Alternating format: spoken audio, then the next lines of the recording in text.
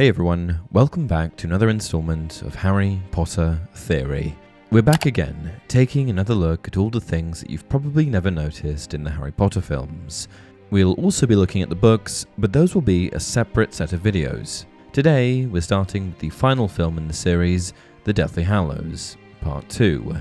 As the culmination of a decade of lore, this movie is filled with interesting lore and trivia, and it'll be a blast to look through every scene with you. 10. Harry's last day and his children's first day.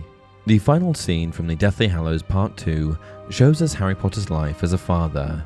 At platform 9 3/4 of King's Cross Station, Harry saw the eldest two children off as they began their fall semester at Hogwarts School of Witchcraft and Wizardry. And as Harry's youngest boy boards the train, you might have heard a familiar sound.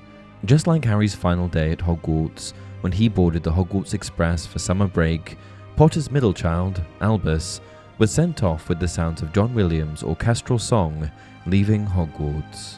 9. Harry doesn't have the last word. As the main hero of every movie, Harry Potter was used to having the final word in each film.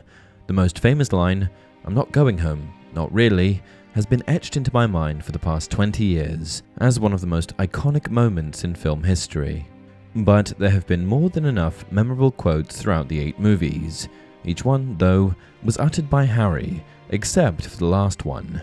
When talking to his son Albus, Harry asks the nervous child if he's ready to board the train to Hogwarts, and his son simply responds, "Ready." From that moment, the stories of the wizarding world focused on the middle Potter child and his failure to save Cedric Diggory from certain death. 8. The original monsters returned. The final film in the Harry Potter series was almost purely focused on the conflict between Harry Potter and Lord Voldemort. But even though Tom Riddle stole so much of the limelight, there were plenty of secondary antagonists and villains to go around. During the Battle of Hogwarts, many of the classic monsters that made the earliest Potter movies so memorable returned for a second go at our heroes. There was a troll, just like the one that was set loose within Hogwarts during Harry's first year. There were also giant spiders, like the ones that filled the Forbidden Forest, where Rubeus Hagrid had secretly hid his childhood pet, Aragog the Acromantula. And to round them out, Fenrir Greyback, the werewolf that infected Remus Lupin, showed up as well. If you can remember back to the events of The Prisoner of Azkaban, you'll recall that Harry, Ron and Hermione faced off against Lupin in werewolf form. 7. Shortest Harry Potter movie. Harry Potter films are famously long. Since they have to cover all 4 seasons of Harry's life and the tumultuous school years he endured, there's more than enough plot to go around. In fact, even though I love these films as much as the next Potterhead, I can't wait for the day that they create a show based on the novels. I'd love nothing more than to watch 15 to 20 hours of episodes for each year Harry was enrolled at Hogwarts. If you'd want that too, leave a comment down below.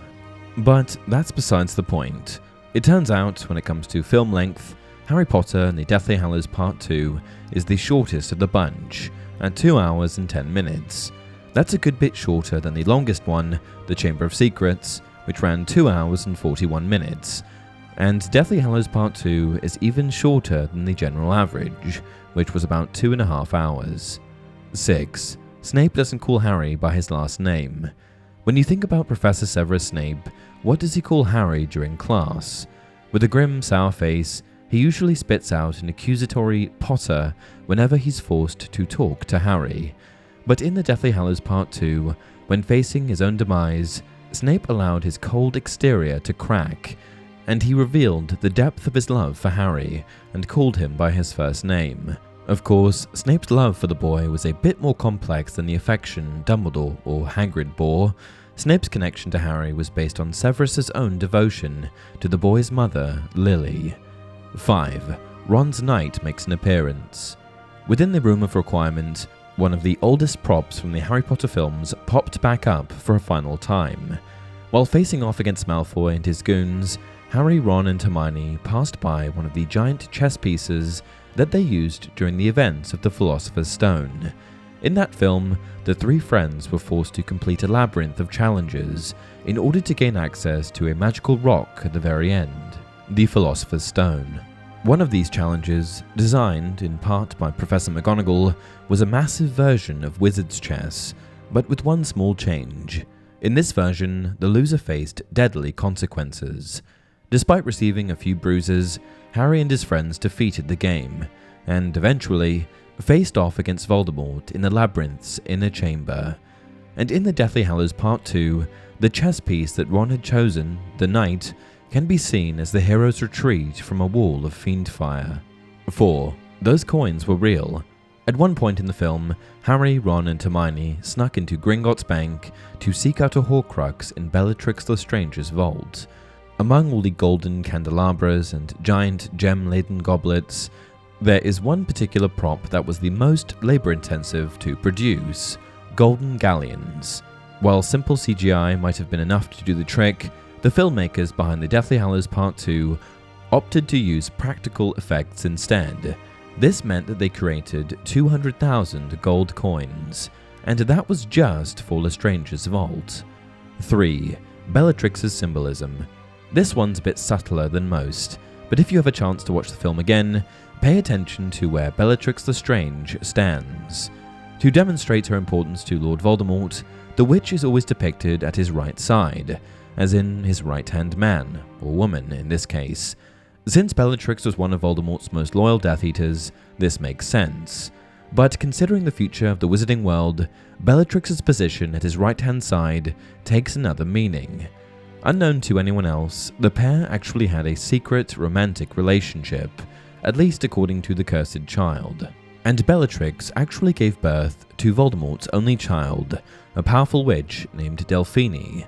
Perhaps Voldemort was aware of her role, and it was far greater than being his right-hand woman.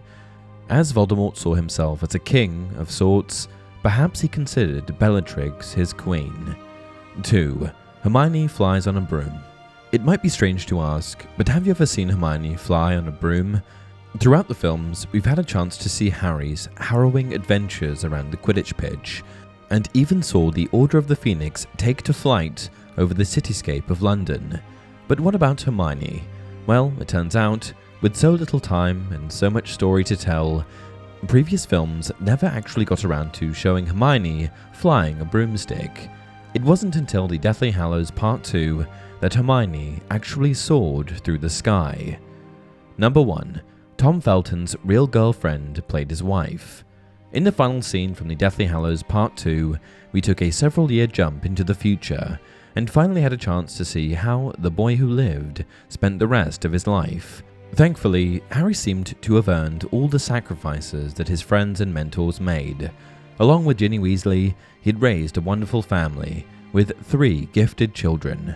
But it wasn't just Harry's future we saw.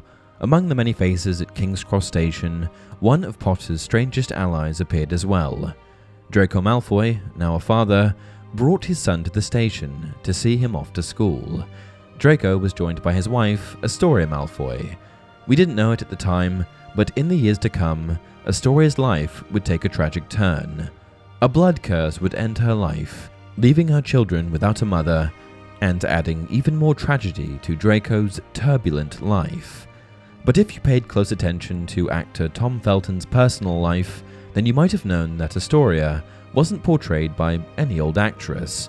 No, Felton's real girlfriend at the time, a stunt coordinator named Jade Olivia, assumed the role. And there you have it, 10 things you might have missed from the Deathly Hallows Part 2. If you have any facts or tidbits of your own, make sure you share them in the comments below.